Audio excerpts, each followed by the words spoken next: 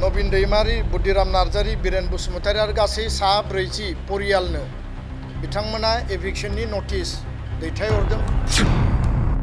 आरोबाव जुदि बेबायदि कनस्पिरेसि खालायोबा बेखौ जोङो गनायनानै लाया। बिनि थाखाय जोङो गणतान्त्रिक आन्दोलन बा सोमावसारनाय जोंनि प्रटेस्टखौ जोङो खालामगोन आरो कुनु कारनाव बे जायगानिफ्राय जों खारनायाव गैया। सारिदुवार रेन्ज अफिसनि गेजेरजों नटिस सार्भ खालामनायाव मोनसे पलिटिकल कनस्पिरेसि दङ आरो बे सतिया आरो आथिखाल नौदुवार समस्तिनि जाय माने पाब्लिक रिप्रेजेन्टेटिभ जाय पलिटिकल रिप्रेजेन्टेटिभ बिथांनिनो बेयाव थोंजों आखाइ दङ होननानै जोंनियाव प्रमान मोनदों। थारैनो नैबे जि एभिक्शननि जि नटिस बे नटिसआ जोंनि थाखाय सोमोनांथाव। दुलाराय बर' फरायसा आफादनि उदालगुरि जिल्लानि बे मावखुलियाव दिनै मोनसे गोनां आयदाखौ लानानै हरखाबनो बे खौरांगिरि मेलखौ हांख्रायनो गोनां जादों। जाहोना जाहैबाय जे मैया 17 जुलाइ 2025 सनितपुर जिल्लानि सारिदुवार हाग्रा बिफाननि सिङाव थानाय सिंलिमारि एफआरसि आरो लोगोसेनो माखासे एफआरसिफोराव सालबारि एफआरसि आरो बारिखारा एफआरसि फरेस्ट डिपार्टमेन्टनि गेजेरजों मोनसे नटिस हरनाय जादों जे रेन्ज अफिसारा जे गोख्रैनो 7 साननि गेजेराव बे सिंलिमारि आरएफनि सिङाव थानाय नवीन दैमारी बुद्धिराम नार्जारी बीरेन बसुमतारी आरो गासै सा 40 परियालनो बिथांमोना एभिक्शननि नटिस दैथायहरदों आरो 7 साननि गेजेराव बिथांमोना बे जायगाखौ नागारनानै थांनांगौ होननानै बेयाव दैथायहरदों। सनितपुर जिल्लायाव गासै आरो बिश्वनाथ जिल्ला आनडिभाइडेड सनितपुर मोन 8 विधानसभा समष्टि दङ। बिनिनो मोनसे विधानसभा समष्टि पुराना सतिया आरो आथिखालनि नौदुवार। बे नौदुवारनि सारिदुवार बे ओनसोलाव गोबां समाव जोङो गोबां जेंनानि मोगा-मोगि जाबोनो गोनां जादों। बिटिआर एकर्ड इमप्लिमेन्टेसननि गेजेरजों गामि सोसननाय फरेस्ट राइट एक्ट 2006 नि गेजेरजों हानि पट्टा होनाय बे गासैबो खामानियाव जोङो बादा मोनबाय थादों। थेवबो दुलाराय बर' फरायसा आफादा जोंनि खामानि मावनायखौ जोङो नागाराखै आरो दाख्लैबावै 6 जुलाइ आसामनि गिबि मन्थ्रिनि चेयारमेनशिपआव एकर्ड इमप्लिमेन्टेसननि जि मिटिं जादोंमोन जेराव आसामनि चिफ सेक्रेटारि आरो हाइ रेंकनि अफिसारफ्रा दङमोन आरो गिबि मन्थ्रिया 2006 एफआरए एक्ट बायदियै चिफ सेक्रेटारिखौ डाइरेक्सन होदों जे डिसि सनितपुर डिसि बिश्वनाथ सानैजोंबो टेलिफनिक डिसकासन खालामदों गिबि मन्थ्रिया जे आद्रा थाबावनाय बिश्वनाथनि प्राय 2000सो एफआरसिनि जि एफआरए एन्टाइटेलमेन्ट दङ बेखौ होनांगौ आरो 9000सो जि सनितपुर जिल्लायाव दङ बेखौ गोख्रैनो होनांगौ। दा बे खामानिया सोलिगासिनो दङ। चिफ सेक्रेटारि बिथाङा इन्सट्राक्सन होनाय जादों गिबि मन्थ्रिया डाइरेक्सन होदों। बेबायदि समाव माने डिएफअ सम्पक डेका आरो रेन्ज अफिसार सुजित नरक बिथांमोननि गेजेरजों बे ओनसोलाव नटिस सार्भ खालामनाय जाबाय आरो रायजो राजानि गेजेराव मोनसे हुलुस थुलुस थासारि सोमजिबाय जे मा कारनाव बे नटिसखौ होनाय जाखो। जों बयबो मिथिगौ जे भारताव मोनसे आयेन दङ एफआरए एक्ट 2006 आरो बे मथे ट्राइबेला हाग्रा ओनसोलाव थानाय 2006 सननि बे आयेन बायदियै बिथांमोना हानि पट्टा मोननांगौ।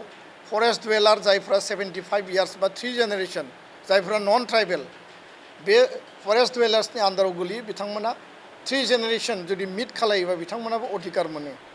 दा ट्राइबेलनि सायाव बा सन अफ द सइलनि सायाव बे जि इन्सट्राक्सन आसाम सरकारा बेयाव इमप्लिमेन्टेसननि थाखाय खामानि मावदों, लेन्ड एन्टाइटेलमेन्टनि थाखाय खामानि मावदों, डिसिआ खामानि मावदों, किन्तु डिएफअ आरो रेन्जारनि गेजेरजों सनितपुर बिश्वनाथाव गोबां रेन्ज अफिस दङ आरो माखासे डिएफअफोर दङ।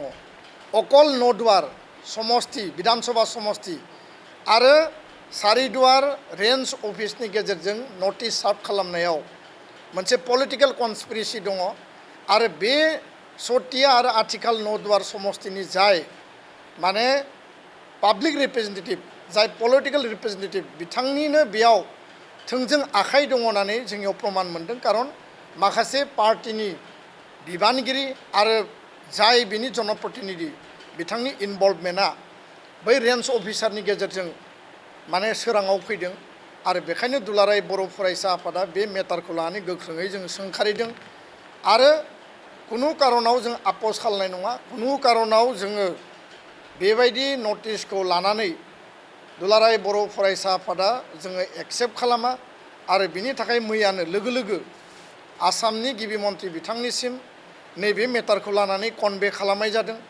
आरो बिथाङा हरनि गेजेरजोंब्लाबो स्पेसियेल मोनसे इन्टारभेनसन खालामनानै नैबे जि नटिसखौ बन्द खालामनायजों लोगोसे बिनि दा आथिखालनि जाय DFO आरो बे जि रेन्ज एरियानि रेन्ज अफिसार बिथांमोनखौ लोगो लोगो ट्रेन्सफार खालामनाय जादों।